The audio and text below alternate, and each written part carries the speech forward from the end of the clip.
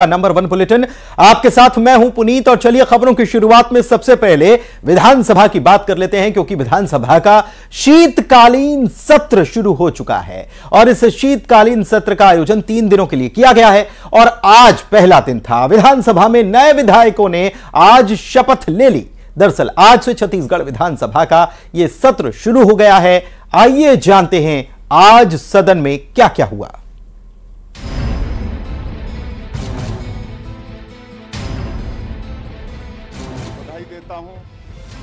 छत्तीसगढ़ विधानसभा का शीतकालीन सत्र का आगाज हुआ। नए विधायकों को शपथ दिलाई गई। CM Vishnudeo Sai, deputy CM Arun Sao, Vijay Sharma समेत सभी 90 विधायकों ने पद एवं गोपनीयता की शपथ ली। इस दौरान अधिकतर विधायकों ने छत्तीसगढ़ी भाषा में अपने पद की शपथ ली। मैं विष्णुदेव साय विधानसभा के सदस्य निर्वाचित हुए हूँ। ईश्वर के शपथ लेवत हूँ कि मैं विधि ले स्थापित भारत के संविधान में सही श्रद्धा और निष्ठा रखी हूँ। पूरी ईमानदारी और मेहनत से न केवल अपने लोरमी विधानसभा क्षेत्र की जनता का वरन पूरे छत्तीसगढ़ की जनता का सेवा करने का काम हम करेंगे। ये छत्तीसगढ़ खुशहाल बने, समृद्ध बने, विकसित बने, इसके लिए पूरी ताकत से काम करेंगे। इसके बाद पूर्व मुख्यमंत्री रमन सिंह को निर्विरोध विधानसभा अध्यक्ष बनाया गया। रमन सिंह को विधानसभा अध्यक्ष बनाने का प्रस्ताव सीएम विष्णुदेव साय ने पेश किया। नेता प्रतिपक्ष चरणदास महंत और भूपेश बघेल ने इस प्रस्ताव का समर्थन किया। इसके बाद चरणदास महंत रमन सिंह को आसंदी तक ले गए। निश्चित रूप से समय के अनुसार भूमिका बदलती है और आप जो उम्मीद मुझसे कर रहे हैं, 15 साल दल के नेता के रूप में मैंने अपनी जवाबदारी का निर्वहन किया, पर आज पूरे सदन ने एक नई जवाबदारी दी है। उसका 100% क्रियान्वयन मैं अध्यक्ष की हैसियत से करने का प्रयास करूंगा, ये आपको भरोसा दिलाना चाहता हूं।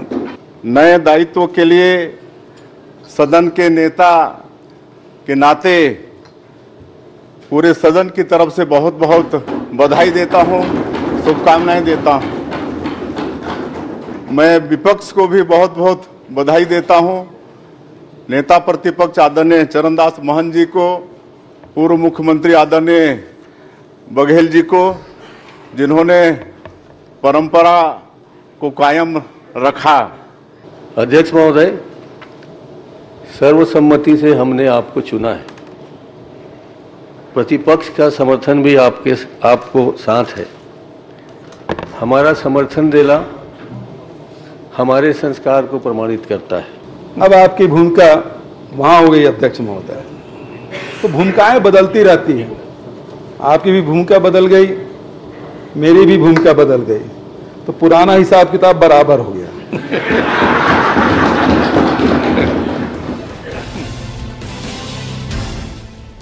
वहीं 20 दिसंबर को राज्यपाल का अभिभाषण होगा। 21 दिसंबर को अनुपूरक बजट लाया जा सकता है। इस दिन इस पर चर्चा होगी। 5000 करोड़ से ज्यादा का अनुपूरक बजट सरकार ला सकती है। वहीं संसद कांड के बाद विधानसभा के शीतकालीन सत्र के दौरान सुरक्षा के भी पुख्ता और व्यापक इंतजाम किए गए हैं। Bureau report, news 18 Madhya Pradesh Chhattisgarh. और बड़ी खबर की बात करते हैं। रायपुर से बड़ी खबर बता रहे हैं, कांग्रेस के विधायक दल की बैठक जो है वो बुलाई गई। नेता प्रतिपक्ष डॉक्टर चरणदास महंत के निवास पर यह बैठक बुलाई गई है और नेता प्रतिपक्ष के निवास पर विधायक पहुंच चुके हैं। विधानसभा सत्र की रणनीति पर इस बैठक में मंथन किया जाना है। यह बड़ी खबर आपको बता रही हैं। शाम 7 बजे का समय तय किया गया था। सभी विधायकों को बुलाया गया है। चरणदास महंत नेता प्रतिपक्ष जो हैं, उन्होंने सभी को आमंत्रित किया। विधानसभा सत्र की रणनीति को लेकर इस बैठक में चर्चा की जानी है। और कुछ देर पहले की तस्वीर आपको हम दिखा रहे हैं, जब विधायकों के पहुंचने का सिलसिला शुरू हो चुका था तो नेता प्रतिपक्ष चरणदास महंत जो हैं वे खुद गेट पर मौजूद थे। सबका स्वागत उन्होंने किया और अंदर अब रणनीति बनाई जाएगी। जाहिर सी बात है, इस शाम का समय तो हो सकता है कि डिनर भी हो, लेकिन मुख्य काम जो है अब विपक्ष की भूमिका को निभाना है।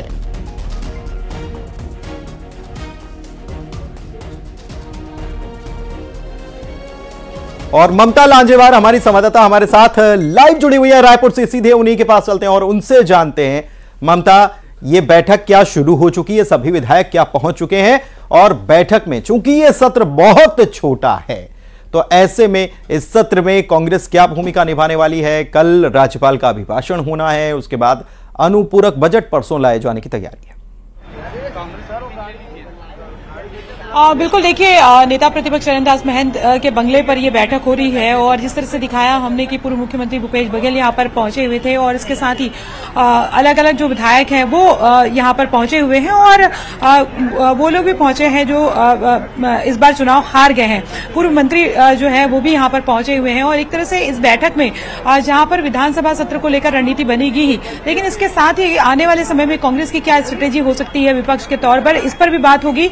और जिस तरीके से इंडिया अलायंस को लेकर लगातार बैठकें चल रही है और अब एक बात आ रही है कि जो ममता बनर्जी हैं उन्होंने मल्लिकार्जुन खड़गे का नाम जो है वो पीएम फेस के लिए प्रोजेक्ट कर दिया है, तो इसकी भी चर्चा जो है उस पर भी यहाँ पर भीतर जाए तो फिर वो बात भी जो है वो चर्चा भी यहाँ पर हो रही है। सबसे बड़ी बात यह है कि अब तक जो है वो कांग्रेस सरकार में रही है पिछले 5 साल में, अब विपक्ष की भूमिका निभाना है, लेकिन इस बात पे स्ट्रेटेजी पे चला जा रहा है कि बीजेपी ने जो वादे किए हैं वो वादे जो शुरुआती अगर हम बात करें तो चाहे वो धान के बोनस की बात की जाए या दूसरी और जो वादे हैं या कांग्रेस की जो योजनाएं बंद करने की बात की जा रही है उसको लेकर क्या अभी से सड़क पर उतरा जाए या फिर थोड़ा इंतजार किया जाए, विधानसभा के भीतर कितना आक्रामक रहना है, अभी कितना संतुलित रहना है। ज्यादा दिनों का सत्र है नहीं, 3 दिनों का है, तो फिलहाल तो इसको एक तरह से ये भी कह सकते हैं कि मेल मिलाप जैसी ही ये विधायक दल की बैठक है। जी, मेल मिलाप जैसी विधायक दल की बैठक। बहुत शुक्रिया ममता आपका इस तमाम जानकारी के लिए। और ममता जिस चीज की बात कर रही थी, जिस बात का जिक्र वो कर रही थी कि पुरानी सरकार की योजनाएं कहीं बंद तो नहीं हो जाएगी, उसी से जुड़ी खबर आपको बता रहे हैं। छत्तीसगढ़ में सरकार बदली और बिजली बिल हाफ योजना पर सियासत शुरू हो चुकी है। कांग्रेस इस योजना को बंद करने की आशंका जाहिर कर रही है, लेकिन बीजेपी कह रही है बिजली हाफ नहीं पूरी मिलेगी। अब इसके मायने क्या हैं? रिपोर्ट देखिए पहले।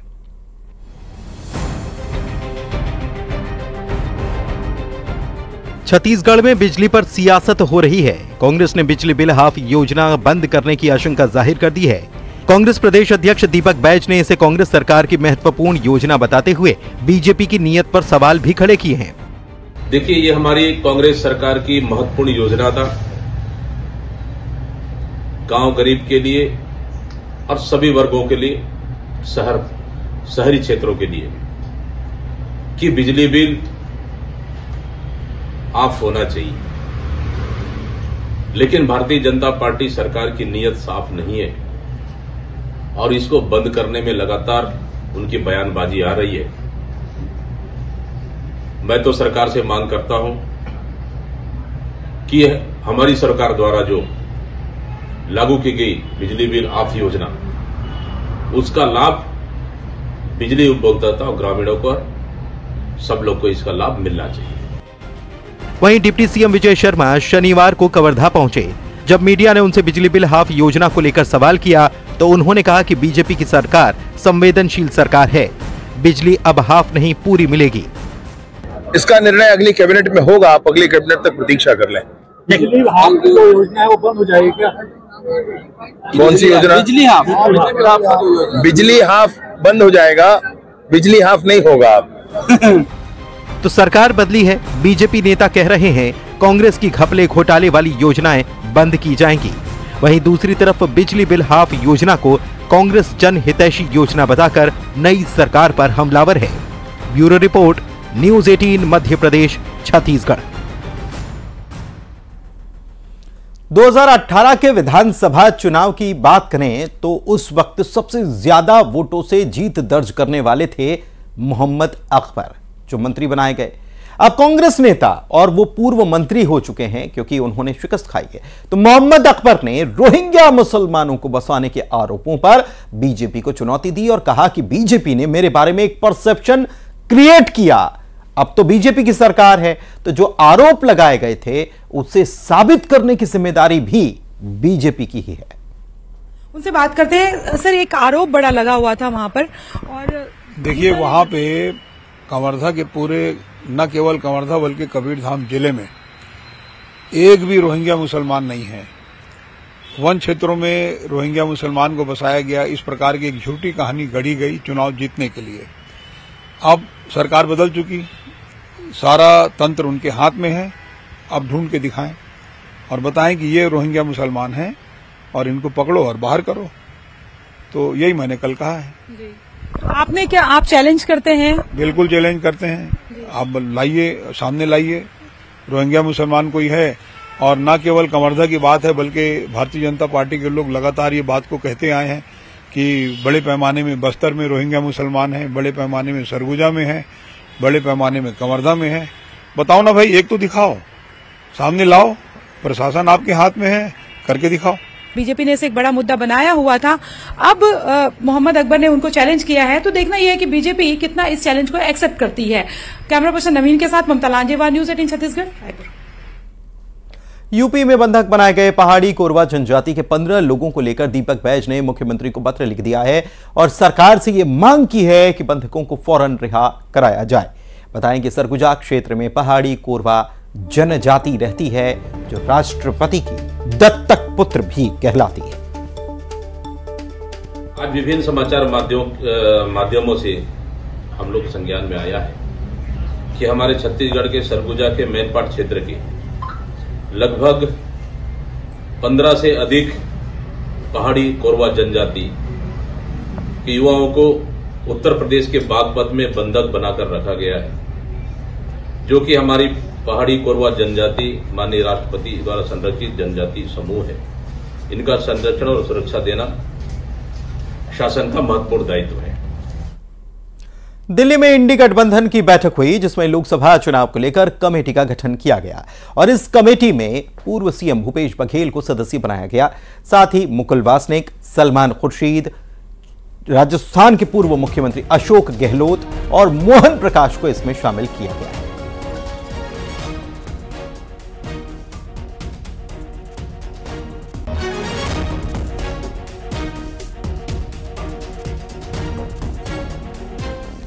नेशनल अलायंस कमेटी का गठन कांग्रेस की तरफ से किया गया। इंडी गठबंधन की बैठक तो दिल्ली में जो चल रही थी, उस बैठक से पहले ही यह कमेटी कांग्रेस ने गठित कर दी है।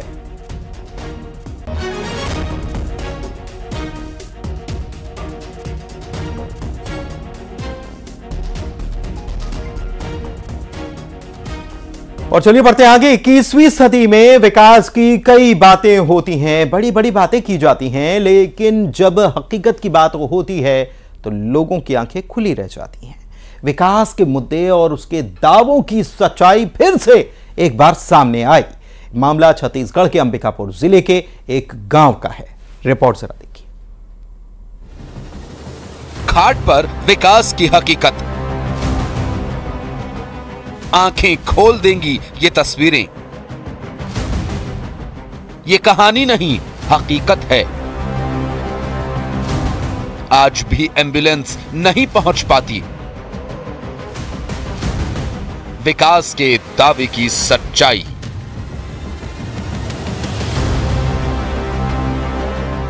छत्तीसगढ़ को बने 23 साल हो गए।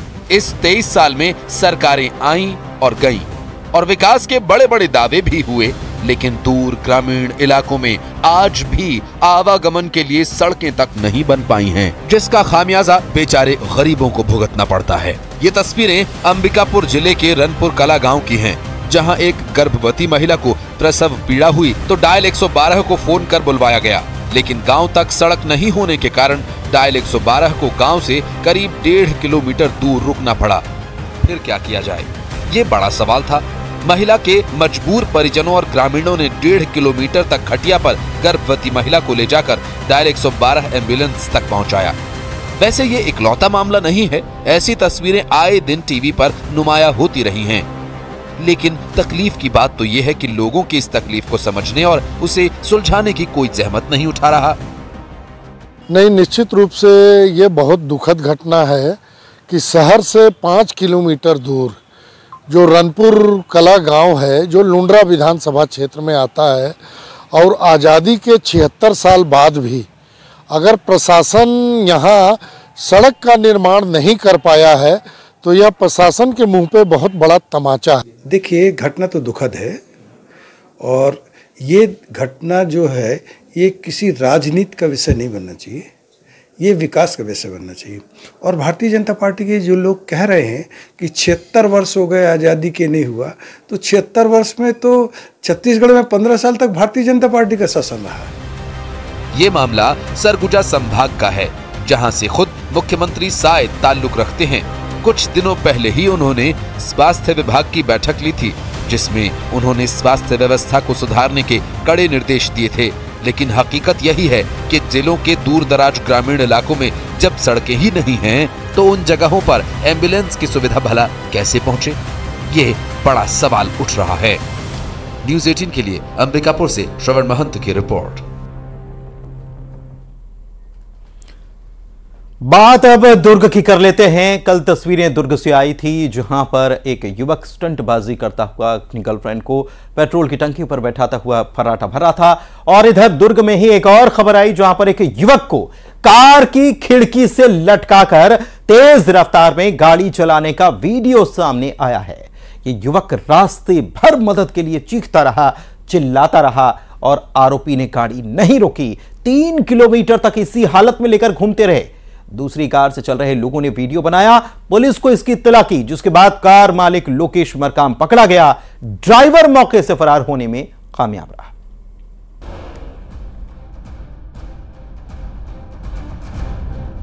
दुर्ग में एक हैरान कर देने वाली घटना सामने आई है, जहां बाइक सवार एक युवक को कार ने टक्कर मार दी, जिसके बाद बाइक सवार युवक कार चालक से ठोकर मारने की वजह पूछने लगा।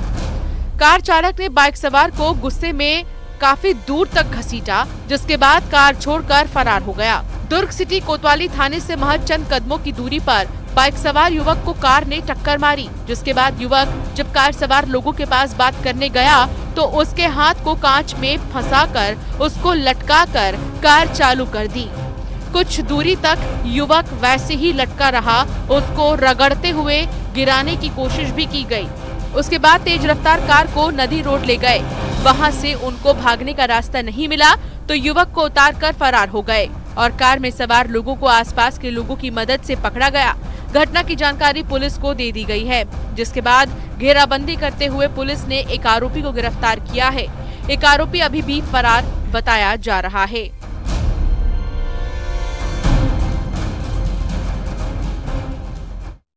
और चलिए बढ़ते हैं आगे, बात करेंगे नई सरकार के बुलडोजर एक्शन की, जो रायपुर और धमतरी में देखा गया। यहां पर अवैध दुकानों पर कार्रवाई हुई है। बात रायपुर की करें तो भारत माता चौक के पास कार्रवाई की गई, अवैध दुकानों को यहां से तोड़ा गया है। धमतरी में नहर किनारे पर अवैध दुकानों पर बुलडोजर चला है। देसी शराब दुकानों के पास लंबे समय से अवैध कारोबार चल रहा था।